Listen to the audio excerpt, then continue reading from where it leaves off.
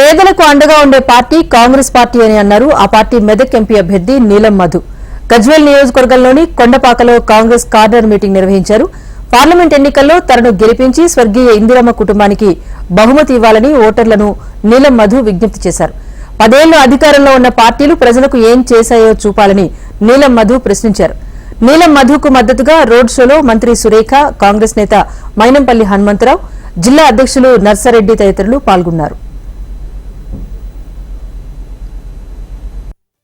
ఈరోజు కాంగ్రెస్ ప్రభుత్వం గత 120 రోజులు 4 నెలలు సుమారుగా 4 నెలలు అయింది. ఆ రోజు రేవంత్ అన్న ఏదైతే మాట ఇచ్చిండో 6 గ్యారెంటీలు నిర్వహిస్తా అని చెప్పి ఆ మాట ఇచ్చిండో మాట ప్రకారం 100 రోజులల్లా 5 గ్యారెంటీలు నిర్వహిస్తున్నా లేదా అని ఒకసారి ఆలోచన చేయాలి.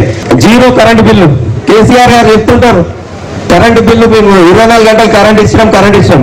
ఈ 24 గంటలు కరెంటు మేము కూడా రాజశేఖర రెడ్డి ఉన్నప్పుడు భూమికి అందరికీ కూడా కరెంట్ ఇచ్చిన పార్టీ కాంగ్రెస్ పార్టీ. ఈరోజు ఉచితంగా 200 యూనిట్ల కరెంటు కూడా కాలితే ఉచితంగా కరెంట్ ఇచ్చే పార్టీ ఏదో మా కాంగ్రెస్ పార్టీ ఉందా లేదా?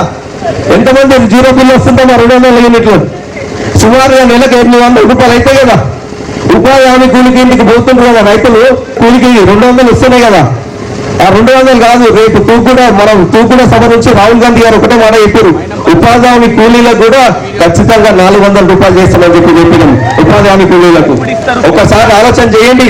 ఇందిరాగాంధీ గారు ఈ ప్రాంతంలో ఎంపీగా ఉన్నప్పుడు ఈ ప్రాంతంలో అడగండి, ఎస్సీలను అడగండి, బీసీలను అడగండి, మైనార్టీలను అడగండి, లావన్న పట్టాలు అసైన్మెంట్ భూములు ఇచ్చింది ఎవరమ్మా? కాంగ్రెస్ పార్టీ ఇచ్చిందా? ఇంకెవరైనా పార్టీ వచ్చి ఇచ్చిందా? ఇయ్యలే మీకు లేవా? లావన్న పట్టాలు అసైన్మెంట్ భూములు రావా? కాంగ్రెస్ పార్టీ ఇచ్చిందా లేదా? ఎస్సీలకు, మైనార్టీలకు, బీసీలకు మరి ఇచ్చే పార్టీ కాంగ్రెస్ పార్టీ. ఈ విధంగా ఇచ్చిన పార్టీ కాంగ్రెస్ పార్టీ. ఒక్కసారి ఆ కాంగ్రెస్ పార్టీకి మనము సోనియా గాంధీ గారికి ఈ గడ్డ నుంచి ఒక బడుగు బలైన వర్గాల బిడ్డకు అవకాశం ఇచ్చారు. మనం తెలంగాణ ఇచ్చిన తల్లికి మనం గిఫ్ట్ ఇవ్వాలా లేదా? ఎంపీ గెలిపించి పంపించాలా లేదా?